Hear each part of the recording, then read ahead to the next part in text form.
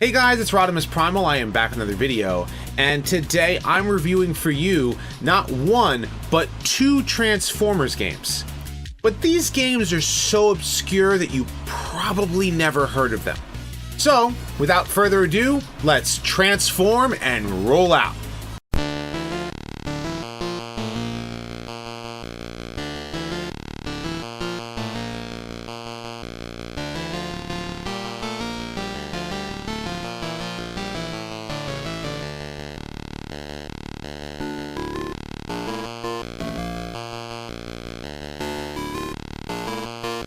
Consider supporting the channel on Patreon.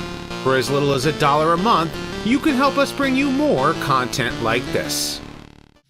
It's no surprise that, as an 80s kid, I grew up watching many of the cartoons of that decade. G.I. Joe, Voltron,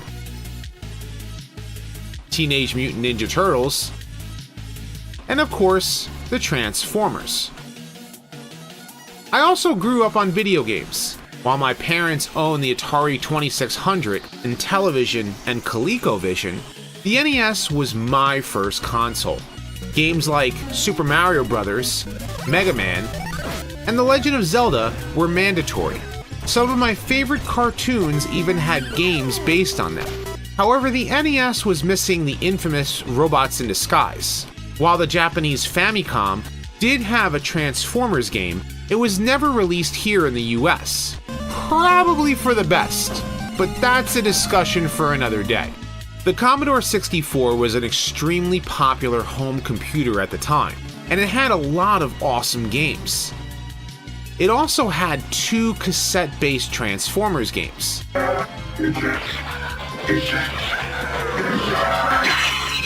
The first game, simply titled The Transformers, was released by Ocean Software in 1985. You're greeted with a pretty good 8-bit title screen with Soundwave, Laserbeak, and Jazz, and it shows off the Commodore's sound engine with its own rendition of the Transformers theme.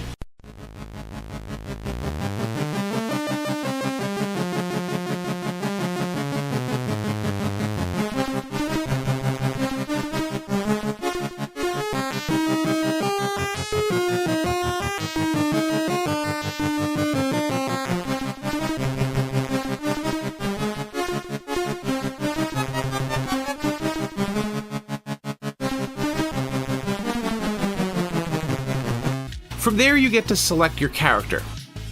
Okay, who the heck are these guys? They look nothing like any of the Transformers characters I know. So you can take control of Optimus Prime, Mirage, Bumblebee, Hound, and Jazz, who are in garage-like pods. Once you select your character, the camera flies over to them for you to control.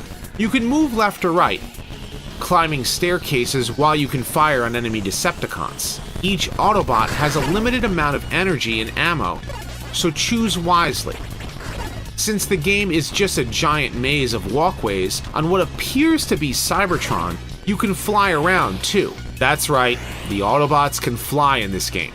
You can also transform by going back to the character selection screen and selecting on this weird symbol thing. There's literally no point to this, since the entire game world is a bunch of metal platforms with no rhyme or reason. That, and you can't shoot in vehicle mode. Transforming is only in the game to say that you can. With the controls out of the way, what do? The basic idea is to collect 4 Energon cubes scattered throughout the game and bring them back to the base to make an Autobot symbol.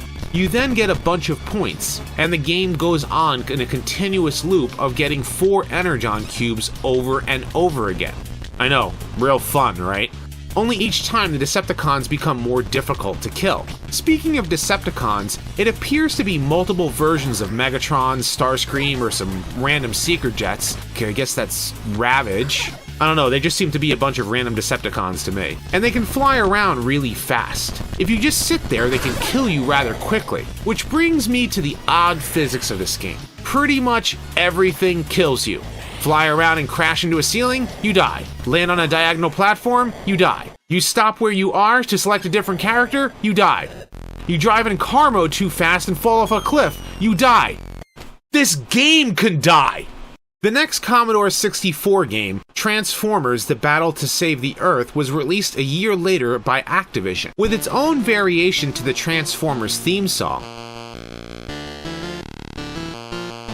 You are also given a cutscene explaining the backstory to the Transformers.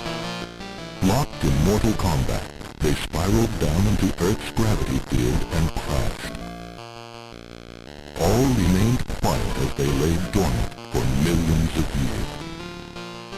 4 million years later, an Earth tremor reactivated the ship.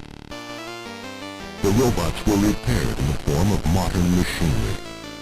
Decepticons became fighter planes, and Autobots became cars and trucks. The battle for control of the Earth has raged ever since. Okay, while that was cool, the game itself leaves a lot to be desired. Your mission is to select one of 8 Autobots to various locations to stop the Decepticons' plot. You can select a character and deploy them to different locations on the map. For some reason, Hot Rod and Rodimus Prime are 2 separate characters in this game. Did the makers of the game not see the film or the show? Rise, Rodimus Prime. Once the Decepticons attack a location, having an Autobot there to stop them has you enter a first-person battle mode. The Decepticons are random jets with generic robot modes. The way to win at this game involves you understanding what the Decepticons are doing in each stage so you can stop them ahead of time. They always attack the oil rig first, trying to get energy. From there, they attack a nuclear power plant until they successfully steal a cooling rod.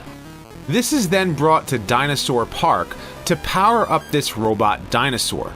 No, not Triptychon. What humans can do? Decepticon hungry! Which will then proceed to attack the shuttle base. At the same time, they also attack J-Tech Industries to steal a laser device. Then they attack the shuttle base again to steal comet dust. They will also intermittently attack the oil platform as well. With the comet dust and laser device, they attack the Andreas Zoo to enlarge a hippopotamus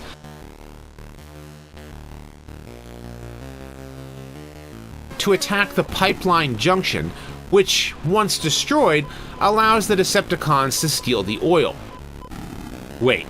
So the whole stinking Decepticon plot is to steal oil from the pipeline junction? Why not just attack the pipeline junction and steal the oil in the first place?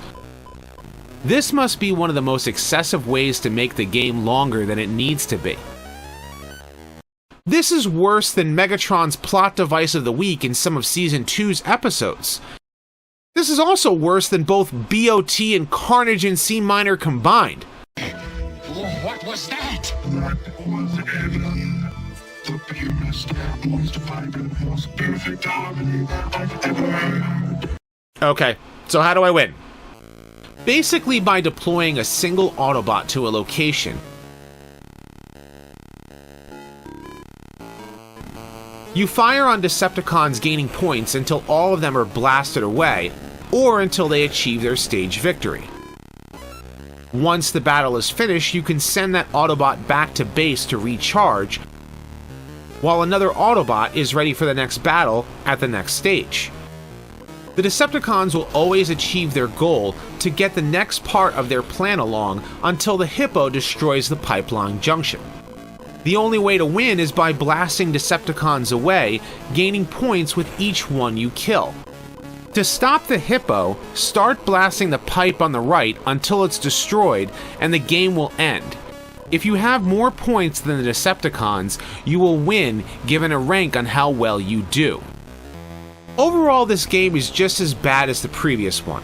The only enjoyment I really got was seeing how the Commodore 64 handled the Autobots transforming, as well as their use of the actual Transformers theme song.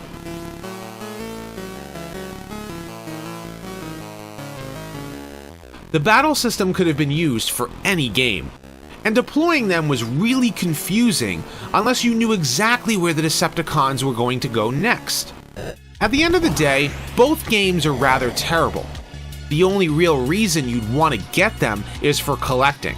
And since getting a working Commodore 64 and the games aren't cheap, you're better off emulating them if you must try these games out. Personally, I've had my fill of them.